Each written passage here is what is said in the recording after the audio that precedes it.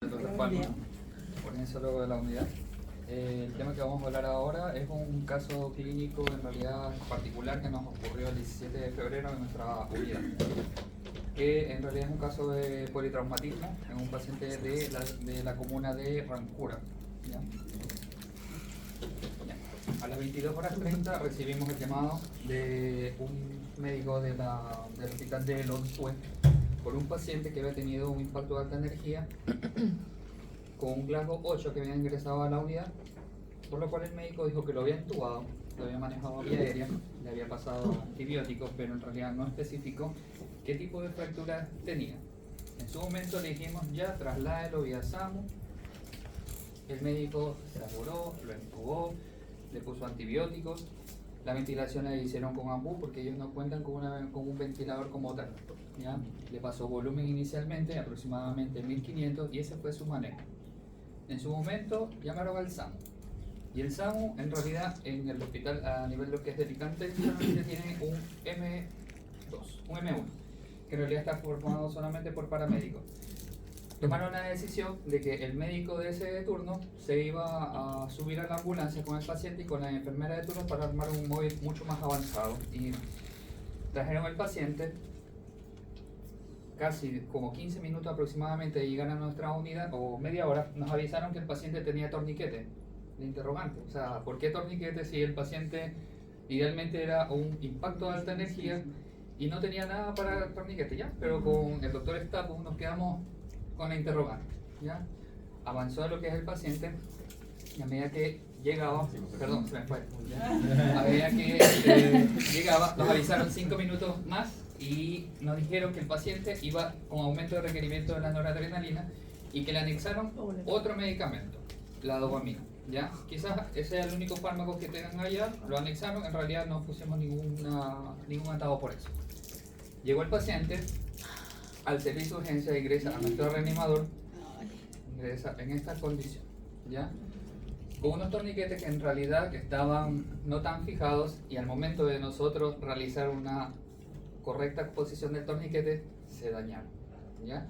Por lo cual ven ustedes inmediatamente eso, busqué lo que es la solución en unos torniquetes en realidad artesanales, que son los guantes de quirúrgicos, los guantes estériles que son más resistentes, y se los coloqué. Ya ingresa a las 0:49 a nuestra unidad. Ya, la carita de sorpresa de nosotros porque en realidad no venía así como nos habían explicado. Entonces leímos que era un paciente de 50 años de edad, sin antecedentes comórbidos, estaba de visita en realidad por la ciudad de Rancura, y sufrió un atropello de alta energía. En realidad en ese momento la cinética del trauma fue de alta energía, pero no sabíamos por qué. Aparentemente el paciente pasó por una vereda, lo tumbó y venía un bus y las piernas pasaron sobre las ruedas pasaron sobre sus piernas, ya sobre sus extremidades. Rescatado por SAMU, trasladado inicialmente lo que es al hospital de Alicante, donde en realidad empieza con compromiso de conciencia, hacen la inmovilización de las extremidades y le ponen los torniquetes. El paciente, el médico lo que hace en el hospital de Lontué, realiza lo que es una secuencia de intubación rápida. Lo que utiliza para la secuencia es el Fenta 100 gamas, el tomidato 20, la lidocaína ocupa 100 miligramos y la succinilcolina ocupa 120. Coloca un tubo número 8 a 22 centímetros la comisura labial, lo cubre de antibióticos con cefazolina y gentamicina, bien, y lo que es lo traslada, como ya se lo mencioné. Cuando llega esto, nosotros lo primero que decimos, antes, a los 5 minutos, cuando ya veíamos que estaba en realidad peluda la cosa, llamamos a la UMT, a la unidad de transfusión. En realidad acá como protocolo de transfusión no lo hay en este hospital, no lo tenemos, pero nosotros nos adelantamos a llamar a la OMT para que tengan listos en realidad lo que es para hacer transfusión. ¿Ya? La OMT dijo que ya, perfecto, que apenas llegue el paciente, ellos iban al tiro. Efectivamente fueron al tiro. Cuando llegó este paciente, hicimos nuestra evaluación primaria, nuestra evaluación secundaria, nos dedicamos igualmente, como les dije, apenas lo vi, igualmente manejar lo que es la fuente o la llave que estaba abierta, que eran las extremidades, a pesar de lo que es de lo que se decía lo contrario. Las extremidades, se puso torniquete, vía aérea estaba manejada, se cambió al ventilador mecánico, la ventilación estaba aportada también y la circulación estaba tan choqueado el paciente que las vías, que solamente una vía tenía el acceso, ¿ya? Así que inicialmente ahí pedí lo que es un catéter venoso central y le coloqué vía femoral, ¿ya? Porque igualmente es más seguro, a pesar de igualmente es un poco más sucio el lugar, pero es más seguro. Venía con collar cervical y no le podía tampoco estar movilizando mucho lo que es el collar, ¿ya? El déficit neurológico en realidad vino sin sedación, pero era tanto el shock del paciente que el paciente ingresó en un clase 3, ingresó midriático, por lo cual se hizo lo que es como un desvío del diagnóstico, porque al ingreso lo que es del paciente igualmente lo hospitalizamos, activamos esto de procuramiento, a pesar de lo que se le dijo a todos los que igualmente la parte neurológica inicial de este paciente no era esa, o sea, había que esperar lo que es un tiempo prudente, aproximadamente 72 horas, para hacer un diagnóstico ya netamente neurológico del paciente, ¿ya? Hemoglucotest tenía como 300 y la exposición, como ustedes lo vieron, tratamos de hacer una revisión rápida y tratar de no perder calor del paciente. Control de hemorragia, la vía aérea estaba manejada, la circulación, lo neurológico que expuse, ¿ya? Ecografía, lastimosamente en nuestra unidad no tenemos, y yo tampoco tengo la verdad, lo único que tiene el doctor Leonidas acá, no lo tengo, pero hubiese sido ideal para ese momento tener un ecógrafo y hacer lo que es el protocolo RASH, hacer ver si es lo que tenía algo, pero aunque pedimos una radiografía, en la radiografía exento de neumotórax, ya no había nada, ya. Escáner, aquí viene la disyuntiva, ¿por qué razón? Porque a nivel de esto el paciente empezó a requerir lo que es más vasoactivo, le agregué noradrenalina y aparte le agregué adrenalina. Ya iba por 0.9 gamas kilominuto de noradrenalina y la adrenalina ya iba en 0.3, o sea que era un paciente netamente inestable para llevarlo a un escáner. Se llamó a cirugía y a traumatología, hubo ciertos imprevistos en este paciente, pero después solucionable, ¿ya? Solucionable, evaluaron y se dijo que escáner no se iba a llevar. Entre tanto, el paciente estaba tan choqueado que me hizo 2 paros, ¿ya? Los 2 paros fueron presenciales, los 2 paros fueron con actividad eléctrica sin pulso, duraron poco, duraron 4 minutos aproximadamente, pero se salió exitosamente. De aquí vino una idea, que me la dio el Doc Leonidas, que hace mucho tiempo la había hecho, para tratar de transfundirle las unidades, porque ya estaban pasando, recién iba la segunda unidad de sangre, que yo ya le había pasado el tranexámico, ya le había pasado lo que es 2 unidades, pero el paciente seguía hipotenso, no seguía marcando, pero igualmente tenía pulso, ¿ya? Así que me fui a ponerle un catéter venoso yugular posterior. Gracias a Dios fue el primer intento, sin ningún inconveniente, pero la sangre no pasaba rápido como yo quería, ya recién 2 paquetes. Entonces, acá el doctor yo lo llamé por un motivo. Entonces viene y me dice, ¿por qué no le pones un no de diálisis? Ya llamé, por Sendinger cambié del yugular, lo cambié, le puse, y efectivamente los paquetes globulares pasaron inmediato. A pesar de que a medida que fue pasando los paquetes globulares, el paciente resucitó. Tenía ya aproximadamente, ya medía presiones. Yo controlé, en este caso, la fuente de sangrado. El paciente ya tenía pasado 4 unidades de sangrado, 6 unidades de plasma y 6 unidades de plaquetas, si no me equivoco. Y entonces el paciente ya empezó a tener presión. Llega a anestesiología y anestesiología dice, este paciente necesitamos subirlo ya a el pabellón porque se va a morir, no lo pases a escáneres, porque evidentemente el paciente neurológicamente no daba. A nivel de tórax tampoco, abdominal no me daba tampoco la clínica, la fuente del sangrado era las extremidades netamente, ¿ya?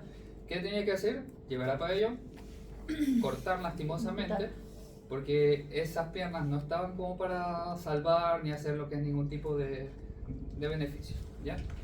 Entonces, lo que yo vi aquí, el interfase que hubo fue más bien lo que es un trabajo multidisciplinario. ¿Por qué? Porque ante un politrauma lo que tenemos que hacer es todo el equipo estar reunido. Lastimosamente no tenemos neurocirujano de turno porque si no también lo metemos en la cola. Pero tenemos urgenciólogos, tenemos cirujanos y tenemos traumatología. Todos unidos en pro del paciente. No subestimar lo que es la respuesta del paciente, decir que porque tiene un paro no se va a salvar, que el paciente, porque ya lo puse en procura, ya prácticamente ya tiene muerte encefálica, ya se murió, ya no hay salvavidas, pero la constancia en realidad mía, porque fue el empeño mío, porque ya todo el mundo me decía, el paciente no se va a salvar, el paciente está muerto, y la verdad yo le dije, no, porque el paciente se va a salvar, ¿ya? Empeño mío, conseguí, lo llevaron a pabellón, con drogas vasoactivas, pero a la nube, salió amputado. Salió de la unidad de cuidados intensivos con los exámenes, con la CK, con una falla renal, con una falla multiorgánica, pero inmensa. Vivo. Pero salió vivo. Salió con presión, salió con taquicárdico, salió vivo. Pero intubado, obviamente. Esta fue la evolución de ayer de la UPC. Paciente sin drogas vasoactivas, sin arritmia, sí con falla renal que todavía está requiriendo, ameritando diálisis. Paciente, que es lo importante, que se mantiene conectado al medio, atento, obedece órdenes, de mejor ánimo y cooperador. Neurológicamente, un paciente bien, un paciente ok. Sí, con sus problemas que tiene accedido a lo que es el muñón, pero está trabajando en lo que es la parte quirúrgica, pero un paciente rescatable. El 17 a esta fecha ya tenemos varios días de evolución y el paciente está bien, ¿ya? Como conclusiones, es que más bien que no subestimemos en realidad la respuesta del paciente, que le demos todo hasta el fin, hasta lo que no podamos y con todo, ¿ya? Cerrar la llave, por eso puse, muy importante de estos pacientes, si tenemos un sangrado, ¿cómo lo vamos a compensar? Cerrando la llave. Sugerencias, la verdad, a nivel lo que es de la unidad, tener un poco un torniquete, no hacer los rascas que hice en ese momento, pero fue como medida de salvataje, nada más. Sí, pero se dañó el de Eduardo. Se dañó el de Eduardo, se dañó el del que traía en el SAMU, se dañó todo. En ese momento todos estaban jugando en contra del paciente. Pero eso es lo que le tenía que decir como conclusiones y mi caso clínico que fue hace varios años. ¿Ya? Bueno, buenas Días, tarde. tardes. Feliz día a las mujeres. Y a las Gracias. Gracias. mujeres. ¿Tú intenciones yo? No, eso es un intermedio. Bueno, ahora vamos a complementar la charla con una charla bien importante que vamos a hablar ahorita, que es el shock hemorrágico. Eso, dentro de esta charla vamos a enfocarnos más hacia el shock hemorrágico de origen traumático, ya como vimos el doctor Palma en el trauma que tuvimos anteriormente, la hemorragia es una arista importante en el manejo de estos pacientes. Entonces, para hacer el enfrentamiento de este paciente vamos a tener que tener en cuenta una estrategia que ya es conocida, no sé si es conocida, pero ya está muy validada y que ha demostrado aumentar la supervivencia en este tipo de pacientes, que es la reanimación del control de daño. Como le dice su nombre, es una estrategia que busca restablecer la fisiología del paciente. Esos son los mensajes que creo que se lleven para casa. Esta estrategia se basa principalmente en el control anatómico del sangrado, la hipotensión permisiva y la resucitación hemostática. Lo otro que tenemos que tener en cuenta es a quién va a beneficiar este tipo de paciente y la importancia del enfrentamiento multidisciplinario, que lo vimos reflejado en el manejo del paciente anteriormente. Entonces, una vez que tenemos un paciente, que tenemos nuestro reanimador que está con un sangrado, la pregunta que se nos debe venir a la mente es si este sangrado es de origen traumático o no traumático. Generalmente vamos a tener una evidencia clara, como en el caso que tuvimos anteriormente, de que tiene unas lesiones importantes, en lo cual hay un sangrado evidente de origen traumático. En otros casos puede ser un poco más confuso y puede estar esta hemorragia en el contexto de otras enfermedades variciales, una fístula que está sangrando, epístasis. En este caso, como lo dije anteriormente, vamos a enfocarnos en el shock de origen traumático. ¿Y por qué? Porque aquí muy bien lo dice, 10% de la población muere por trauma, sobre todo población en edad de vida laboral útil. Es la primera causa de muerte entre los pacientes entre los 15 y los 45 años. Y la primera causa de muerte en este tipo de pacientes politraumatizados generalmente es la hemorragia, hasta en un 50% de los casos. Aquí en este registro del Hospital Sotero del Río vemos que estos pacientes ya ingresan a nuestro servicio de urgencia con algún signo de hipoperfusión o de estado de shock.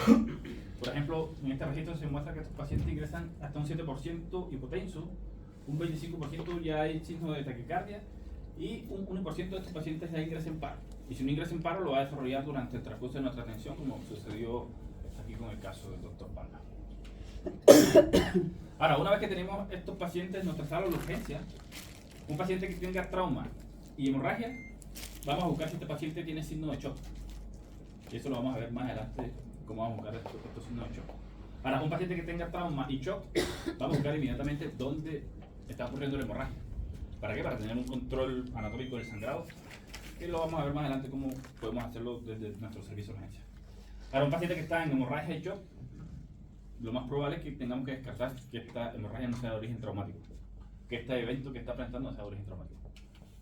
Entonces, a veces es fácil distinguir si un paciente está en shock, un paciente que tiene una hemorragia secundaria a un trauma y está con estos signos vitales, evidentemente no hay más para dónde coger un paciente que está en shock. A veces no es tan fácil y se hace mucho más complejo determinar si el paciente está en shock o no, porque el paciente puede estar lo que se llama inicialmente en un shock compensado. Y ahí ya, aparte de los números que vamos a ver en la monitorización que vamos a tener de estos pacientes, vamos a ver la situación del paciente, cómo está el estado de perfusión, cómo está la conciencia, cómo está el lleno capilar, y ahí vamos a determinar si el paciente está en shock o no. Una vez que ya determinemos si este paciente está en shock, pues vamos a iniciar con nuestra estrategia, que es la reanimación del control de daño. Que, como le dije, es una estrategia de enfrentamiento del paciente politraumatizado, donde mediante la administración de productos sanguíneos y control de la hemorragia se busca restablecer la fisiología del paciente. Es más fácil evitar que un paciente entre en un desbalance fisiológico para evitar la corrección de esto, que tratar de revertir ya el daño fisiológico que se hizo por una hemorragia que no identificamos precozmente que el paciente estaba en shock y no iniciamos la maniobra de reanimación o la reanimación de control de daño. Entonces es más fácil prevenir que ir a tratar. Generalmente lo que hacía el TLS era, el paciente entraba al servicio de urgencia en shock y esperábamos los resultados del laboratorio para ver si el paciente iba a necesitar que hematocrito, que plasma, y ahí estamos actuando ya 2 o 3 pasos por detrás. Lo importante con esta estrategia es que nos dan ciertas pautas que dicen que estos pacientes deben tratarse de manera precoz, temprana, para evitar todos estos desbalances fisiológicos que se producen. Entonces, esta reanimación de control de daño va a estar compuesta de varias aristas, entre eso, como lo había dicho, el control anatómico del sangrado, la hipotensión permisiva, la resucitación hemostática, que la mencionó Palma en su paciente anterior, en el cual, ¿verdad?, estuvimos viendo el protocolo de transfusión que tiene el hospital. Están todas las indicaciones de transfusión de todos los hemoderivados, pero no hay un ítem que diga transfusión masiva. Entonces, eso tendríamos que después gestionarlo aquí con el equipo de urgencia, un protocolo de transfusión masiva ya establecido.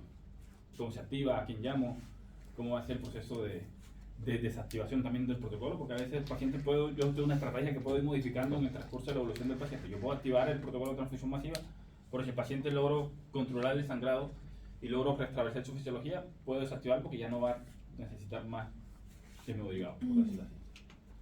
Entonces, dentro del control anatómico del sangrado, que lo pongo aquí de primero, si un paciente está con un sangrado activo que no logro controlar por muchos hemoderivados que yo le pase, si no hago un control de la llave, como decía el doctor Palma, todos esos hemoderivados o todas esas transfusiones van a estar echándose a la basura. Puedo estabilizarlo o puede tener el paciente por un cierto tiempo, pero si no cierro la llave, lo más probable es que este paciente vaya a tener resultados fatales. Entonces, dentro de este control anatómico del sangrado, vamos a tener, dentro de lo que podemos hacer dentro del servicio de urgencia en el paciente politraumatizado, los fijadores de pelvis, vendajes compresivos, torniquetes, estabilización de fracturas de huesos largos. Esos van a hacer que nuestros sitios más probables de sangrado sean controlados, y lo principal es el manejo multidisciplinario.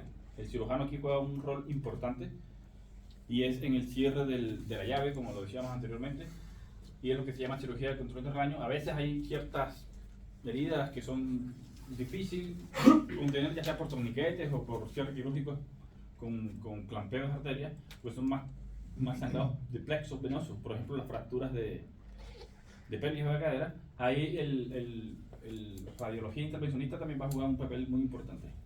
El otro es el REBOA, que es el balón endovascular de resucitación, que es un balón, como lo vemos aquí, que lo podemos poner en varios segmentos de nuestro cuerpo, sobre todo a nivel de la arteria aorta. Por ejemplo, en este paciente, si sospechamos que el sangrado era en la zona 3, como de la zona 3 para abajo, por las lesiones que tuvo en la pierna, y no teníamos sospecha de una hemorragia más alta, un REBOA en la zona 3, ahí hubiese podido controlar el sangrado desde las extremidades hacia abajo, pero esto es una medida transitoria. O sea, si pongo el repuaje, pero no tengo, voy a tener una resolución quirúrgica definitiva, de nada me va a servir estas intervenciones. Entonces son intervenciones transitorias que pueden salvar la vida del paciente. Aquí no tenemos reboar, pero ha demostrado que podría disminuir la mortalidad en este tipo de pacientes. Sobre todo si hay un equipo quirúrgico detrás que va a resolver de forma definitiva el sitio del sangrado. Lo otro que tiene como componente esta reanimación de control de daño es la hipotensión permisiva. Generalmente reanimamos contra presión. El paciente llegaba en estado de shock y lo único que se quería tener era un número de presión arterial normal, 120/80, 130/70. Y esto ha demostrado que antes de mejorar la mortalidad lo que hacía era, uno, aumentar la mortalidad. ¿Por qué? Porque aumentaba la presión hidrostática a nivel de los vasos sanguíneos. Esto hacía que barriera el coágulo que estaba previamente formado y nuevamente iniciar el resangrado. Y se hacía como un círculo vicioso. El paciente le administraba un volumen, aumentaba la presión, aumentaba el sangrado, disminuía la presión de nuevo, volumen, y así hasta un círculo hasta tener el desenlace no deseado en estos pacientes. Entonces hicieron varios estudios donde, por ejemplo, con objetivos de presión arterial de 70-100, Dato, un cirujano importante, también hizo varios estudios donde comparaba pacientes donde el objetivo de presión arterial sistólica era entre 70, 100, 90, comparados con presiones mucho más altas, y vieron que la diferencia de mortalidad era mucho menor en este tipo de pacientes. Ahora, ¿dónde no puedo utilizar esta estrategia de hipotensión permisiva? En pacientes con TEC. Estos estudios, algunos no incluyeron pacientes con TEC, pero sabemos que en el TEC va a haber un aumento de la presión intracraneal, que depende para que haya una buena presión de perfusión cerebral. Vemos que el cerebro se perfunde a través de la fórmula que vemos aquí, de la PAN menos la PIC. Ahora, si yo tengo un paciente con TEC, que evidentemente le está subiendo la PIC, y le va a tener una PAN alta, lo más probable es que estas presiones lleguen a casi que cero, y la presión de perfusión cerebral se va dañada.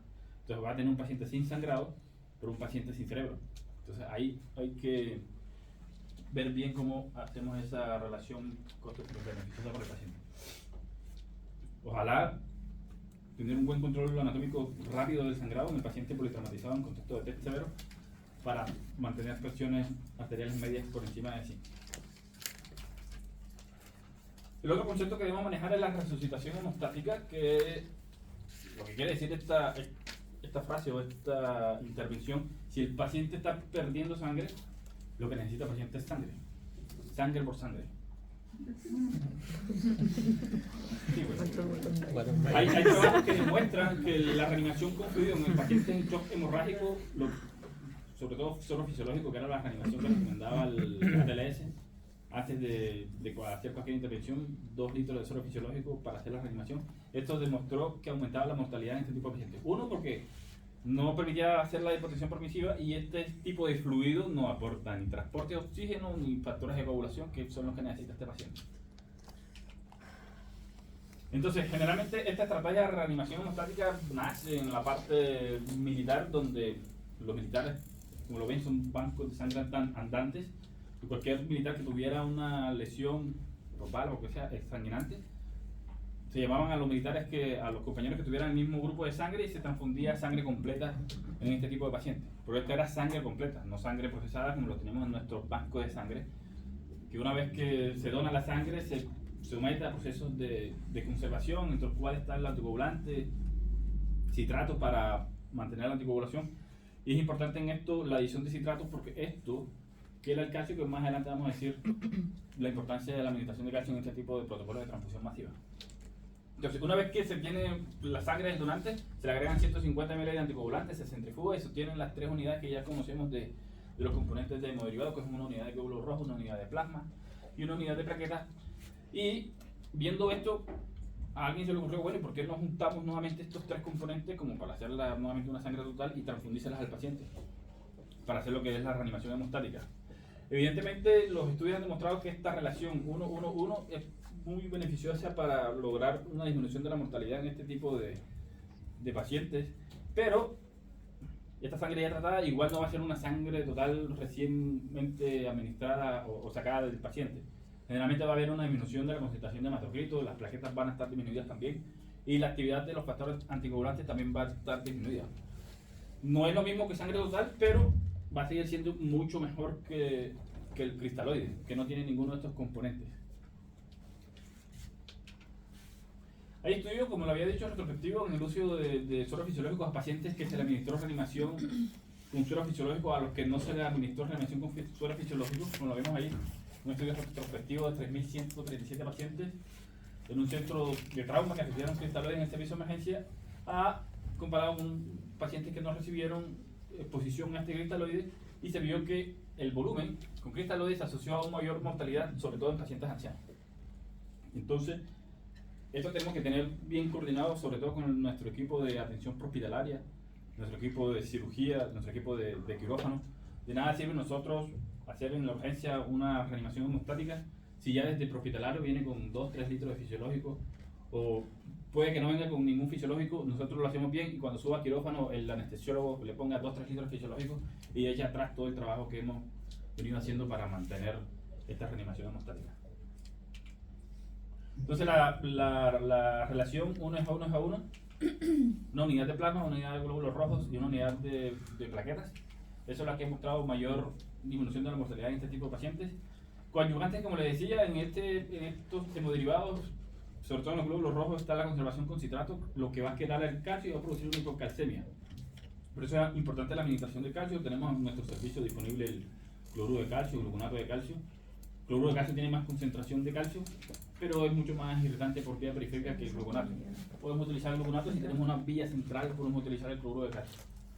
Los estudios CRASH-2 demostró que el uso de ácido tranexámico en este tipo de pacientes también disminuye el sangrado y la mortalidad.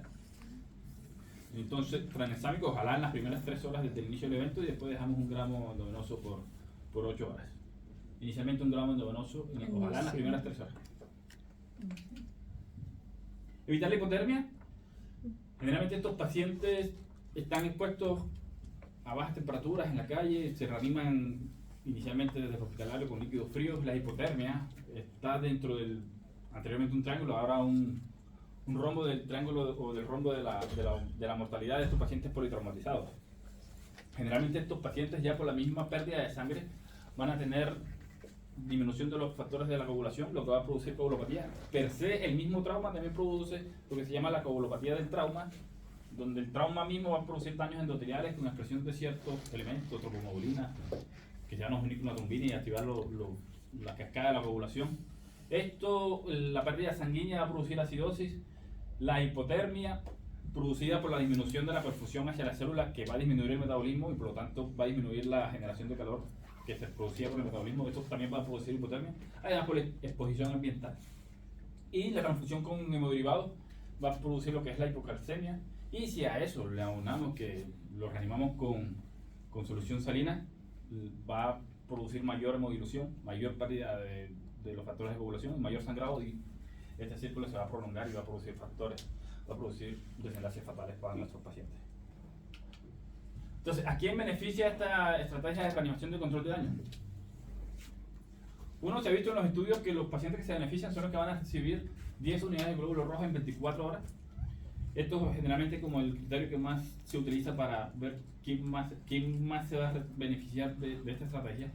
Pero como lo ven ahí, no tenemos como una bola de cristal para saber qué paciente va a recibir 10 unidades, sobre todo en nuestro servicio de urgencia, que el paciente no debería demorar más de 2-3 horas mientras lo estabilizamos y pasa al quirófano. Los otros criterios que se han utilizado son pacientes que reciben 3 glóbulos rojos en 1 hora o más de 6 unidades de glóbulos rojos en 1 hora. Se han hecho como score para predecir qué pacientes pueden necesitar o van a necesitar esta transfusión masiva, y hay varios, hay como 6 scores que se utilizan para eso, entre los cuales el más destacable es el ABC, porque utiliza solo parámetros clínicos, los otros utilizan criterios de laboratorio, pero tenemos sensibilidad y especificidades que varían mucho, y donde hay muchos scores de esto quiere decir que ninguno es lo suficientemente bueno como para aplicarlo de forma definitiva. Pero el ABC, un ABC mayor o igual a 2, que los criterios que utiliza son un FAS positivo, que tenga una presión arterial sistólica menor de 90 o una frecuencia cardíaca mayor de 120 y un mecanismo penetrante. Cada uno de estos puntos un punto. Si el paciente tiene 2 o más puntos, lo más probable es que tengamos que activar el protocolo de transfusión masiva, que todavía no tenemos, y que este paciente se pueda beneficiar del inicio de este protocolo. Pero como les digo, esto es incierto, ¿no? Esto nos puede ayudar a predecir esta necesidad de transfusión masiva, pero lo que más nos va a ayudar a predecir es el paciente como tal. Entonces, probablemente en nuestro servicio de urgencia en el reanimador tengamos pacientes tan estables que no se van a beneficiar de la activación de este protocolo, o pacientes inestables que evidentemente debemos con todo este tipo de pacientes y pongámosle todo lo que tengamos a nuestra disposición. Estos extremos están claros, no hay ninguna dificultad en saber o en definir la conducta de este tipo de pacientes, pero el problema es los pacientes que están ahí, están en borderline, que llaman. En esto nos podemos ayudar o apoyar en otros parámetros, por ejemplo el mecanismo del trauma, si la anatomía o la parte anatómica que está comprometida, si esta parte anatómica va a seguir sangrando, por ejemplo lesiones de pelvis que no voy a poder resolver inmediatamente. Si este paciente sospechamos que va a seguir sangrando, lo más probable es que se beneficie de un protocolo de transfusión masiva. Parámetros fisiológicos: si el paciente llega inicialmente estable, pero ya está aumentando la frecuencia cardíaca, se está poniendo hipotenso, se está poniendo diaforético, sudoroso, ahí este paciente más probablemente vaya hacia el lado de la inestabilidad que al lado de la estabilidad. Los laboratorios, inicialmente no nos basamos mucho en laboratorio, pero en este tipo de pacientes borderline nos pueden dar cierta orientación, sobre todo lo que si el paciente está acidótico, si ya viene con un hematocrito disminuido, si ya viene con un INR prolongado, si ya viene con un BACE6 alto. Lo más probable es que este paciente esté más del lado de la inestabilidad que del lado de la estabilidad y se vaya a beneficiar de este tipo de intervenciones. Y el tiempo, como lo dije, si no tenemos el equipo de cirugía inmediatamente para la resolución del sangrado, para el cierre de la llave, lo más probable es que tengamos que activar el protocolo hasta que tengamos una solución definitiva con nuestro equipo quirúrgico. Y aquí pasa muy frecuentemente que no están los quirófanos, que hay un solo quirófano, que están ocupados o por cualquier otro motivo, el cirujano y un solo cirujano. Entonces ese tiempo de resolución quirúrgica puede estar prolongado y el paciente necesitaría la activación de este protocolo. Entonces tenemos en cuenta entonces el paciente, cómo está la perfusión, cómo está la conciencia, el tiempo de sangrado, las lesiones asociadas y los laboratorios que lo pongan en intervención, porque en este caso podría darnos orientación hacia si el paciente se va a beneficiar de la activación de este tipo de protocolos.